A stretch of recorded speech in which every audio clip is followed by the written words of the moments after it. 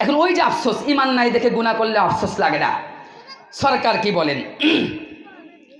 ইমান নাই, ইমান যে তোমার ভিতরে আছে, দুনিয়ার সব মাপকাঠি চিল্লা, নিজের ডায়াবেটিস নিজেই টেস্ট করো, নিজের জ্বর নিজেই মাপো, সব স্কেল তুমি চিল্লা।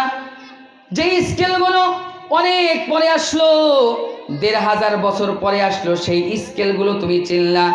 কিন্তু আমি রসুল ১৫০০ বছর আগে অমূল্য সম্পদ মাপার একটা স্কেল দিলাম, সেই স্কেল সম্পর্কে তোমার ন্যূনতম জ্ঞান থাকলো না। স্কেল শুনবেন? রসুল কি স্কেল দিছেন শুনবেন? 11:30 বাজে, মনে করছিলাম 11:30 শেষ করে দিব, কিছুক্ষণ চলবে ইনশাল্লাহ, কিছু মেসেজ আমরা নিয়ে যাব। সরকারে দো আলম নবী বলেন সব স্কেল চিনলা, আসল স্কেল চিনলা না, ইমান মাপার যন্ত্র চিনলা না, ডায়াবেটিস মাপার যন্ত্র চিনলা, প্রেশার মাপার যন্ত্র চিনলা, নিজে নিজেই তুমি পারো, কিন্তু তুমি সরকারে দো আলম নবী আমি যে তোমাকে একটা স্কেল দিলাম, সেই স্কেল তুমি চিনলা না, যে স্কেল দিয়া অমূল্য সম্পদ মাপা হয়। কি মাপা হয়? অমূল্য সম্পদ। সরকারে দো আলম নবী বলেন কালান নবী সাল্লাল্লাহু আলাইহি ওয়াসাল্লাম, আওয়াজ না থাক এদিকে তাকান। কালান নবী সাল্লাল্লাহু আলাইহি ওয়াসাল্লাম ইদা সাররাতকা হাসানাতুকা ওয়া সাআতকা সাইয়্যাতুকা ফাআনতা মুমিন।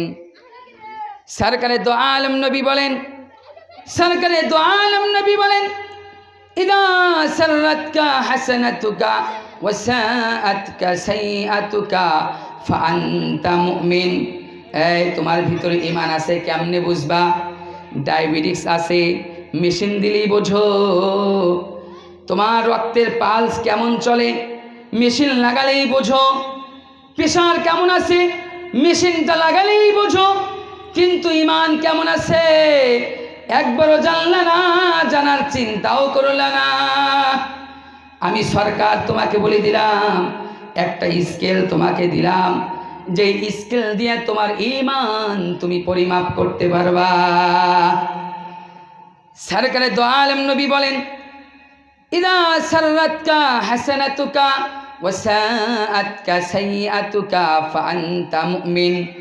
যখন তুমি ভালো কাজ করবা ভালো লাগবে, খারাপ কাজ করবা খারাপ লাগবে, মনে করবা ভিতরে ঈমান আছে। যখন তুমি ভালো কাজ করবা ভালো লাগবে, খারাপ কাজ করবা খারাপ লাগবে। সরকার বলেন মনে করে নিবা ভিতরে ঈমান আছে। তুমি শুধু আসমানের নিচেই ঈমানদার নও, তুমি এমন ঈমানদার আসমানেও তোমার রেজিস্টারে নামটা আছে। সুবহানাল্লাহ। সরকার বলেন আরে আসমানের নিচের ঈমানদারের দাবিদার অনেক, জানো আসমানের নিচে রিয়েল আইডি কম। কি কম? যুবকরা বুঝতেছো না? রিয়েল আইডি কম, রিয়েল আইডি কম, ফেক আইডি বেশি। কি বেশি? Fake ID. ওই যে ইসকনের খবিজগুলো ফেক আইডি খোলে। কি খোলে? Fake ID. আমার মতো হুজুরের ছবিটা নিয়ে ও আইডি খোলে। কি খোলে? আইডি খোলে। খুইলা আমার নামটা ব্যবহার করে মহিলা মাদ্রাসা ছাত্রীদেরকে টার্গেট করে। বুঝছো যুবক? তো ওই যে ফেক আইডি তুমি বোঝো, ফেক আইডি মালিকও বোঝেন। হাবিব কিবরিয়া বলেন হ্যাঁ আসমানের নিচে ফেক আইডির সংখ্যা বেশি। কি বেশি? ফেক আইডির সংখ্যা বেশি, রিয়েল আইডির সংখ্যা কম। মানে প্রকৃত মুমিনের সংখ্যা খুবই কম, তবে দাবিদার ঈমানদারের সংখ্যা অনেক বেশি। তবে প্রকৃত মুমিন যারা, যারা জমিনের উপরেও যারা, আসমানের নিচেও যারা মুমিন, আসমানের উপরেও যারা মুমিন, তারাই হলো প্রকৃত রিয়েল আইডির মুমিন। বলেন ঠিক কিনা? হ্যাঁ। হাবিবে কিবরিয়া বলেন জানো রিয়েল আইডির মুমিন কারা জানো? প্রকৃত মুমিন কারা? ইদা সাররাতকা হাসানাতুকা ওয়া সাআতকা সাইয়্যাতুকা ফাআনতা মুমিন। খারাপ কাজ করছো খারাপ লাগতেছে, ভালো কাজ করেছো ভালো লাগতেছে, তুমি মুমিন। হাই রে, তাহলে এবার চিন্তা করেন তো কত গুনাহ করলাম। আরে জিন্দেগির 30 বছর চলে গেছে, যুবক 40 বছর চলে গেছে, কতদিন সিজদা দাও নাই। এমন মানুষ পাওয়া যাবে 60 বছর বয়স হয়েছে, 60 বছরে একদিন ফজরের সিজদা মালিকরে দেয় নাই, আছে না? সেও কিন্তু আইডি কার্ডে লেখা, কি লেখা যুবক? জাতীয়তাবাদী মুসলিম। মুসলিম মানে কি, মুমিন না কাফের? কথা বলেন, মুমিন না কাফের? আইডি কার্ডে সব লেখা জাতীয়বাদী মুসলিম। এ যুবক, তোমার বয়স 30 হয়ে গেল, একদিনও তুমি ফজরে মালিকের দরবারে সিজদা দিলে না, তোমার জাতীয় কার্ডে লেখা মুসলিম। এটা দুনিয়াতে মুসলিম মুমিন থাকতে পারে, আসমানে থাকার সম্ভাবনা খুবই, আমি বলবো না, আপনারা বলেন, খুবই কম। আপনারা বলছেন, আমি কি বলছি? আপনারা আপনাদেরটা বলছেন। তার মানে এই কমটাকে বাড়াইতে হবে। কি করতে হবে? বাড়াইতে হবে। কি করতে হবে? বাড়াইতে হবে। আপনারা মনে করতেছে হুজুর খুরসা কথা বেশি বলতেছে। একটা ঘটনা বলি, কি বলি? বলবো? আচ্ছা বলি। ওই যে বলছিলাম, ভালো কাজ ছুটে গেলে সেটাও খারাপ লাগবে। ভালো কাজ ছুটে গেলে খারাপ লাগবে। ভালো কাজ ছুটে গেলে কি লাগবে? খারাপ লাগবে। গুনাহ হয়ে গেলেও খারাপ লাগবে। ভালো কাজ ছুটে যাওয়া গুনাহ না? গুনাহ, এটা খারাপ লাগবে। সরকারে দো আলম নবী বললেন, তার মাথা হাতে একটা ঘটনা। দূর, বহু দূর আগে তো এরকম প্রাডু, পালসার, টিভিএস, মার্সিডিস এরকম গাড়ি ছিল না। ওই সময় সফিনা তো সাহারা ছিল উট। কি ছিল? উট। বর্তমানে বিএমডাব্লিউ, ওই সময় উট। কি বলেন?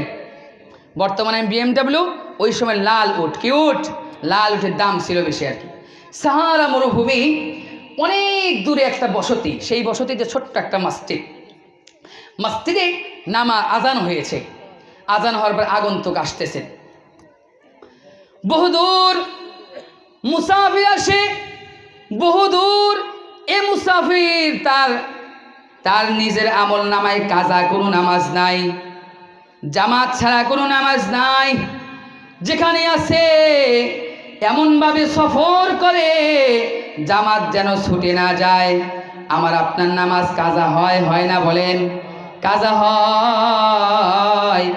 এমন মুসল্লি যার কাজা তো দূরের কথা, জামাত ছাড়া নামাজ নাই। বলেন, কি ছাড়া নামাজ নাই? বলেন, কথা বলেন, কি ছাড়া নামাজ নাই? আমার আপনার জামাত ছাড়া, হ্যাঁ, গড়ই হয় না, কাজা হয়। কি হয়? কাজা হয়। আমার এক মুসল্লি আছে, এই মুসল্লি একদিন মাস্টার জিজ্ঞেস করতেছে, হুজুর কাজে যাই মাঝে মাঝে, তো জহর আসর মাগরিব একবারে পড়লে হয় না? চিন্তা করছেন? কি কয়? তা আমি তো চুপ মেনে রইলাম কিছুক্ষণ। কাজে যাই মাঝে মাঝে, জহর আসর মাগরিব মনে করেন একসাথে পড়া যায় না। তখন যেখানে কাজে দেন মসজিদ নাই, মসজিদ আছে, তারপরে কাজের বিঘ্ন ঘটে তো, কথা আছে। আর কি বলবেন তারে? যা হোক, আমার ভাষায় যা বললাম, তো কাজা হয়। তো মুসল্লি এর কাজা হয় না, জামাত ছোটে না। কাজা তো দূরের কথা, কি হয় না? জামাত ছোটে না। কি ছোটে না? জামাত ছোটে না। বুট দূর থেকে আসতেছে, ওই যে মহল্লা, দূর থেকে আজান শুনছে। সফিনাতু সাহারা তার নাই, লাল উট লাল ঘোড়া কোনোটাই নাই, পায়ে দল হেঁটে আসতেছে। মনে বড় আশা, এই যায় অবশ্যই জামাত পাইব। ও মালিক, জামাত কিন্তু আমাকে অবশ্যই পাওয়াইবা। মসজিদে মনে করেন মুসল্লিরা নামাজ পড়ে বের হয়ে গেছে। শেষ পর্যায়ে ইব্রাহিম বিন আদহাম সফল একজন আল্লাহর ওয়ালি, উনি বের হচ্ছেন, দরজা লাগাইতেছেন। আগন্তুকে মনে করতেছেন না জানি জামাতের জন্য মাত্র দরজা খোলে। বলেন তো, দরজা খোলে না লাগায়? দরজা লাগায়, কিন্তু আগন্তুকে মনে করে দরজা মাত্র খোলে। আগন্তুকে আসছে, জামাত ছোটে না, জামাত ছোটে না। মসজিদের দরজায় এসে বলছে, এই দরজা খুলে দাও, দরজা খুলতে এত দেরি হয় কেন? ইব্রাহিম বিন আদহাম বলে, দরজা খুলবো মানে জামাত তো শেষ হয়ে গেল। মসজিদের সাহানে নামাজ পড়ো, বারান্দায় পড়ো। আগন্তুকে বলতেছে, কি বললা? থমারা দাঁড়ায় আছে, বলতেছে, কি বললা? আবার একটু বলো, আমি শুনি নাই, শুনি নাই, আমি ভালো করে শুনি নাই, কি বললা? আবার একটু বলো। আমাদের যেমন মনে করেন কাউকে বলল তোমার মা মারা গেছে, থমেরা জিজ্ঞেস করে, কি বললা? শুনি নাই, বলি না। ভাই মারা গেছে, বাবা মারা গেছে, মনে বড় কষ্ট লেগে যায় মুহূর্তেই। আগুন থেকে বলতেছে, কি বললা, আবার একটু বলো, আমি শুনি নাই। ইব্রাহিম বিন আদহাম বলতেছেন, ও আগন্তুক, জামাত হয়ে গেছে, এজন্যই মসজিদের দরজা বন্ধ করতেছি। আগন্তুক ইব্রাহিম বিন আদহামের পাশে দাঁড়ায়া আহ বলে একটা আওয়াজ দিছে, আসমানের দিকে তাকাইছে, আসমানের দিকে তাকায়া বলছে আহ। ইব্রাহিম বিন আদহাম কাশফল একজন আল্লাহর ওলি। এ যখন আহ শব্দটা বলছে, ইব্রাহিম বিন আদহাম কর্ণকৌহরে আওয়াজ পৌঁছে গেছে। কাশফওয়ালা মানুষ, আল্লাহর ওলিদের মাঝে কিছু কাশফওয়ালা মানুষ আছে যাদের কাছে আল্লাহর পক্ষ থেকে ইলহাম হয়। কি হয় বলেন? ওহী আসে নবীদের কাছে। কাদের কাছে? ওহী কি আর আসবে নাকি? আসবে না, কারণ নবী আর আসবে না। ওই যে আল্লাহর ওলিদের কাছে আজও ইলহাম আসে, ইলহাম। ইব্রাহিম বিন আদহাম কর্ণকৌহরে এই আওয়াজের শব্দটা মুহূর্তের মাঝে শব্দটা আর সে মুআল্লা সেদ করে উপরে চলে গেছে। সুবহানাল্লাহ। ইব্রাহিম বিন আদহাম বলতেছেন, এই তুমি কি বললা? তুমি যে শব্দটা বললা,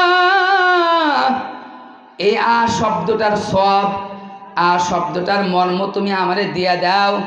আর আমি যে জামাতে নামাজ আদায় করেছি, ওই জামাতে নামাজ আদায় করাটা তুমি নিয়ে নাও।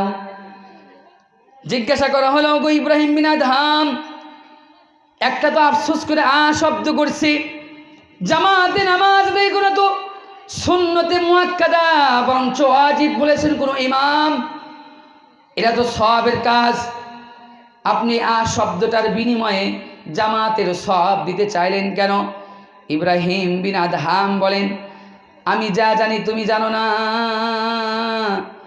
আমি ইব্রাহিম বিন আদহাম শুনতে পেলাম তোমার শব্দটার আওয়াজ এমন ভাবে কবুল হয়েছে, মুহূর্তের মাঝেই আর সে মুআল্লাই চলে গেছে।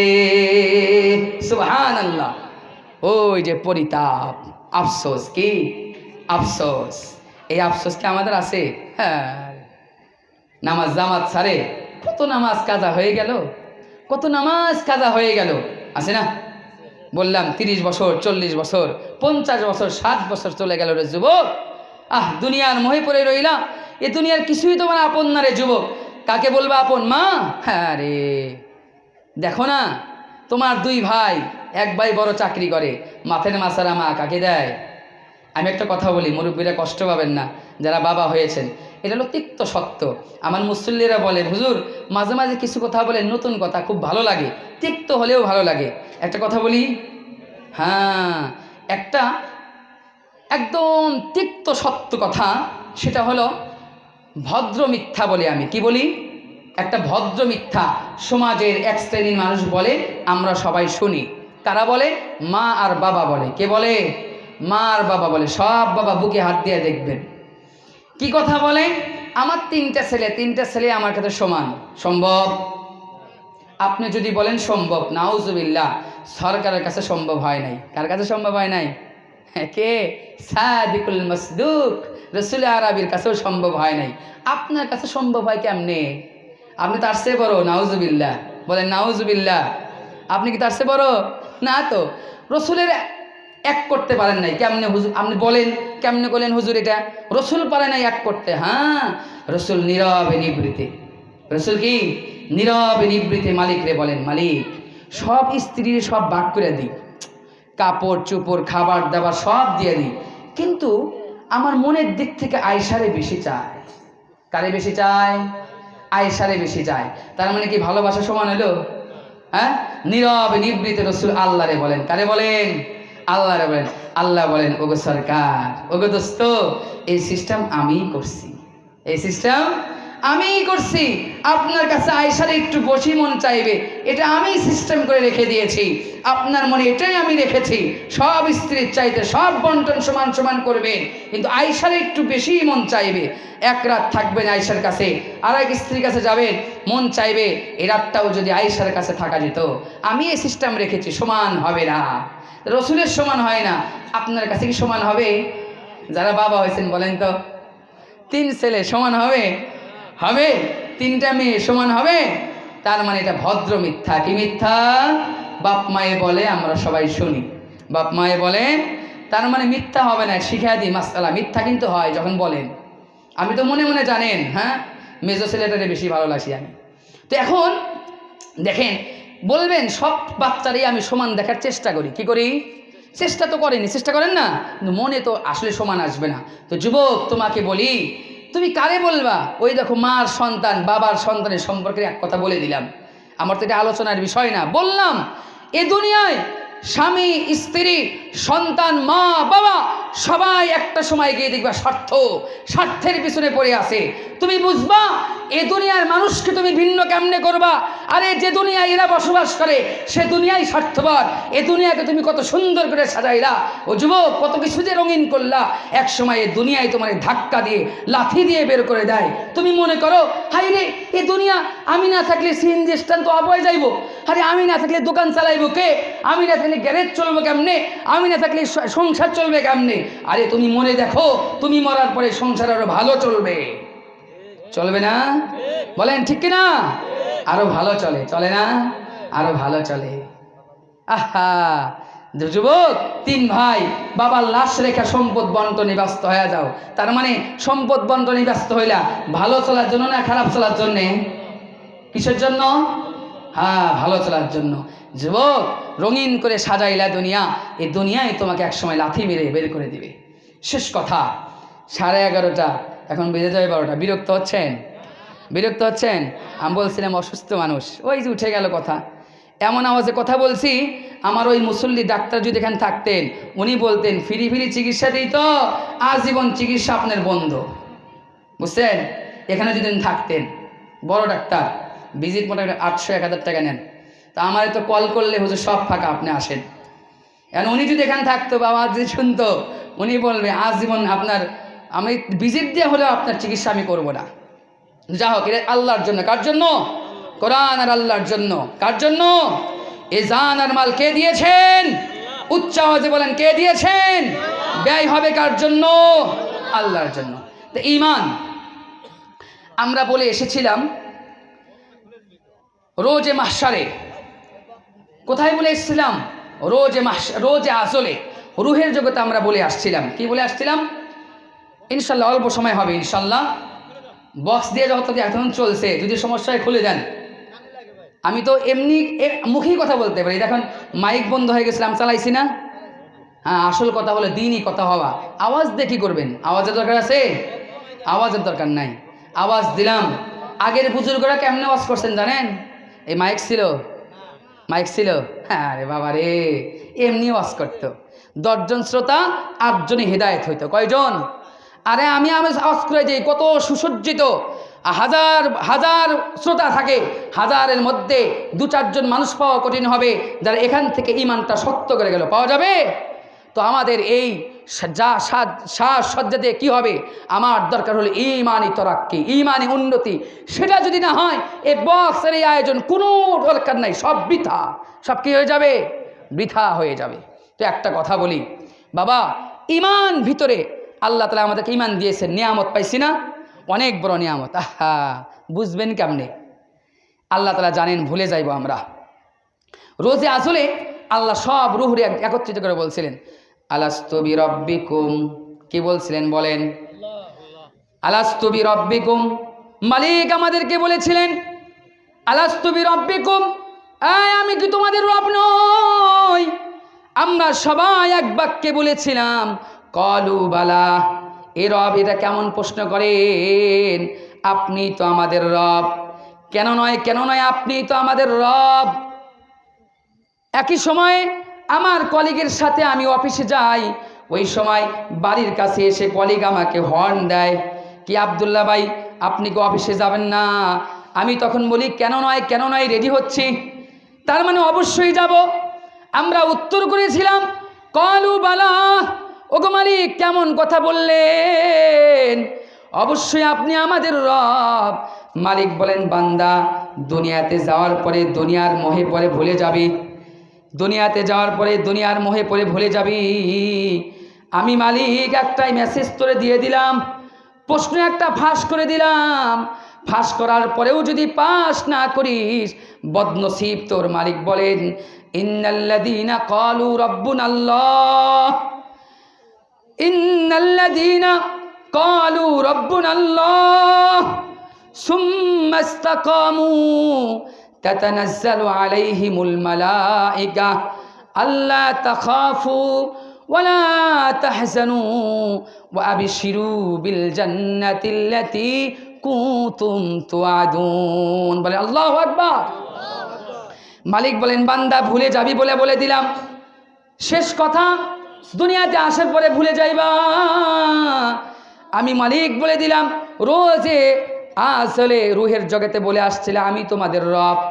দুনিয়াতে আসার পরেও তোমাদের একটা দায়িত্ব আছে। যারা বলছো রব্বুনাল্লাহ, আমাদের রব হলেন আল্লাহ। কে বলেন? আমাদের রব হলেন আল্লাহ। মালিক বলেন ভুলে গেলে চলবে না, অটল অবিচল থাকতে হবে। সুম্মাস্তাকামু, শুধু বলবার হবে না, অটল অবিচল থাকতে হবে। তাহলে তোমাদের জন্য তোমরা প্রতিশ্রুতি দিয়েছিলা আমি তোমাদের রব, মৃত্যু পর্যন্ত প্রতিশ্রুতি বহাল রাখবা। আমি রবের পক্ষ থেকেও তোমাদের জন্য প্রতিশ্রুতি রয়েছে। প্রতিশ্রুতি হলো ফেরেশতারা তোমাদেরকে জানায় দিবে ওয়াবিশিরু বিল জান্নাতিল্লাতী কুনতুম তুআদুন। ফেরেশতারা বলবে তোমাদের প্রতিশ্রুতি তোমরা ঠিক রেখেছো, অটুট রেখেছো। মালিক তার প্রতিশ্রুতি ঠিক রেখেছেন, সেটা হলো তোমাদেরকে জান্নাতুল ফেরদাউস দিবেন। সুবহানাল্লাহ। তাহলে ঈমান ঠিক রাখতে হবে। কি ঠিক রাখতে হবে? ঈমান ঠিক রাখতে হবে। আমার আলোচনার মূল টপিক হলো ঈমান বৃদ্ধি করা, ঈমানটা যাচাই বাছাই করা। ভালো কাজ করলে ভালো লাগা, খারাপ কাজ করলে খারাপ লাগা, মানে ঈমান আছে। এই ঈমানটাকে নবায়ন করতে হবে। কি করতে হবে? নবায়ন করতে হবে। আল্লাহ বলেছেন ইয়া আইয়ুহাল্লাযীনা আমানু আমিনু, ঈমানদারদেরকে ঈমান আনতে বলছেন। তার মানে ঈমানকে নবায়ন করো। কি করো? ঈমানকে নবায়ন করো। ইনশাআল্লাহ আমরা এখানে যারা রয়েছি, হাজার মানুষের দরকার নেই, হাজার মানুষের মজমার দরকার নেই। যদি ইখলাস থাকে হাজার কোটি লক্ষ মানুষের মজমার চাইতে এই মজমা আল্লাহ তাআলার কাছে কোটি মানুষের মজমার চাইতে অনেক দামি। সুবহানাল্লাহ। শুধু ইখলাস থাকতে হবে, এই ওয়াদাবদ্ধ হয়ে যেতে হবে। মালিক এখানে আসছিলাম, কিছু সময় ব্যয় করলাম, অসুস্থ মানুষ মেহমান আসছিলেন, অসুস্থ অবস্থাতে কিছু ভাঙা ভাঙা কথা বললেন। মালিক এ কথার উপরে